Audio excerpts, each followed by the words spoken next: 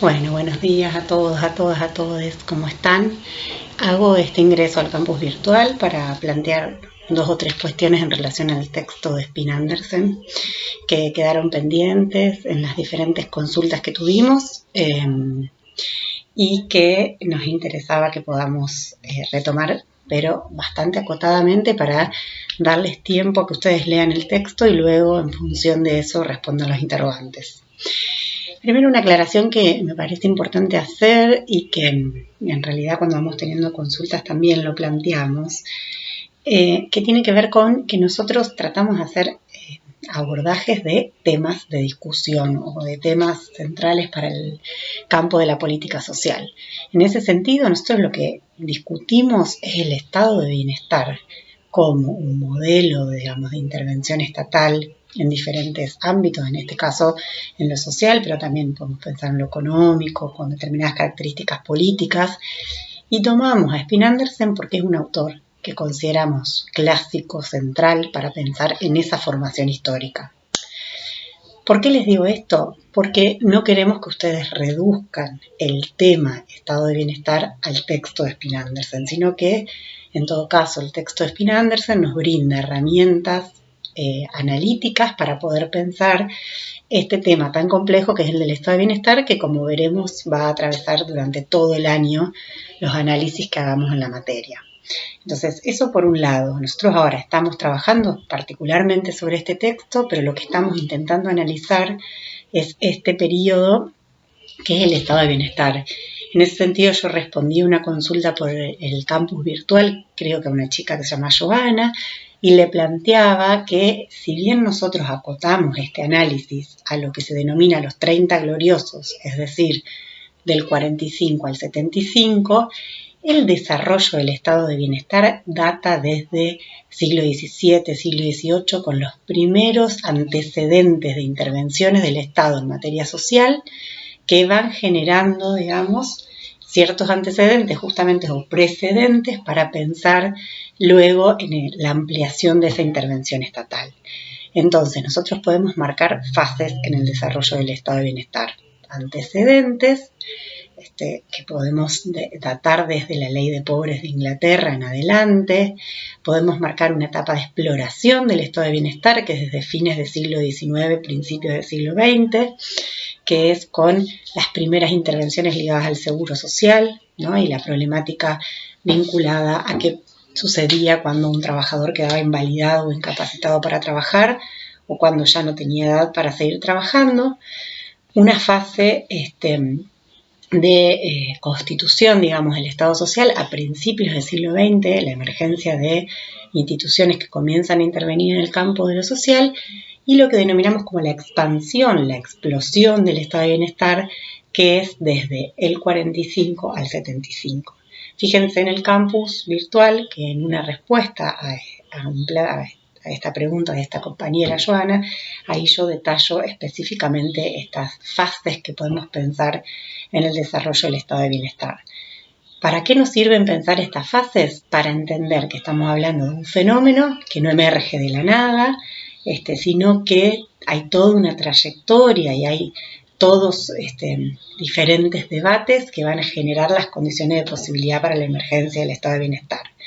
Y en ese sentido lo empalmamos con el planteo de Spin Andersen, porque él justamente lo que va a retomar son diferentes tradiciones que en cierto sentido fueron explicando de diferente manera la relación Estado, mercado y sociedad, y esas tradiciones fueron tomadas en cada experiencias históricas de cada país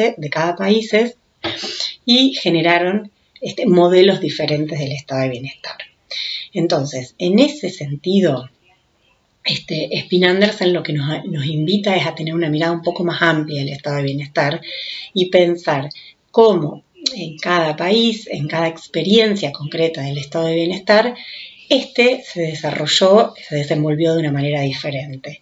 En ese sentido, yo ahí tomaba un fragmento del texto de Spin Andersen, en donde él dice: tenemos que pensar en términos de relaciones sociales, no solo categorías sociales.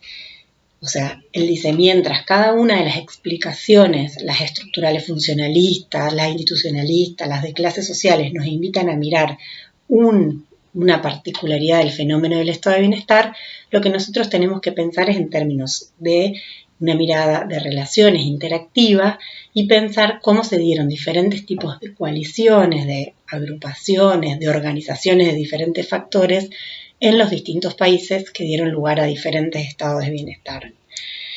Acá también me parece interesante retomar dos preguntas respecto del estado de bienestar, que son las preguntas con las que él comienza el texto y va a plantear que son preguntas que guían su investigación.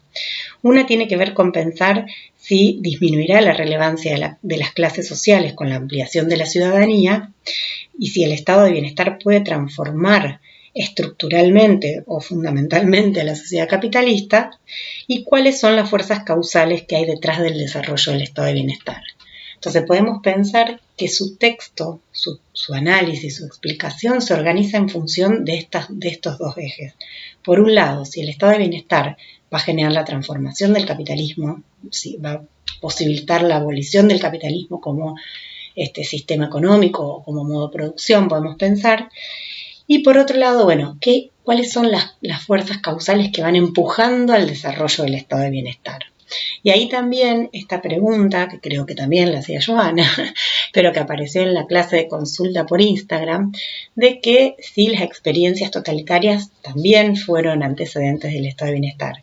Y podemos pensar que sí, en el sentido de que incluso uno puede decir que ciertas experiencias de regímenes totalitarios generan un nivel extremo, entre comillas, de protección, en el sentido de no dejar librado ningún ámbito de la vida a la propia voluntad de los individuos, de suspender las libertades individuales.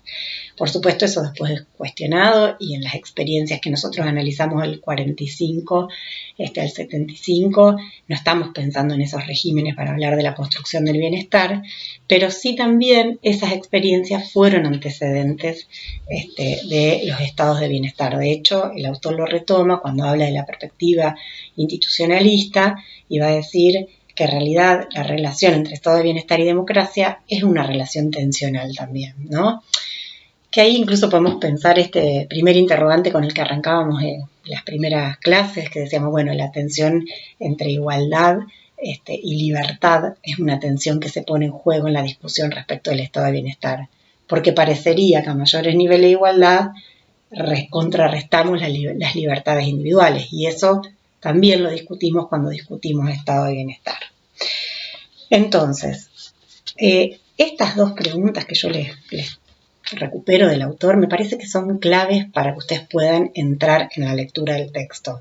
¿Qué es lo que él busca explicar? Por un lado, ¿qué va a pasar en relación a la sociedad capitalista y a la estructura clasista que tiene la sociedad capitalista? Y por otro lado, bueno, ¿cuáles son las fuerzas que van generando, van empujando la emergencia del estado de bienestar? Y bueno, y después ahí hay otra pregunta que es clave del texto, que es cuando él se pregunta, bueno, ¿qué es entonces definitivamente el estado de bienestar? Que me parece que es una pregunta que deben tener ustedes sí o sí presente, bueno, ¿qué dice él respecto del estado de bienestar? ¿Qué plantea en relación a esta pregunta? Ahora corto este videito y vuelvo con otro para que no se corte en el medio.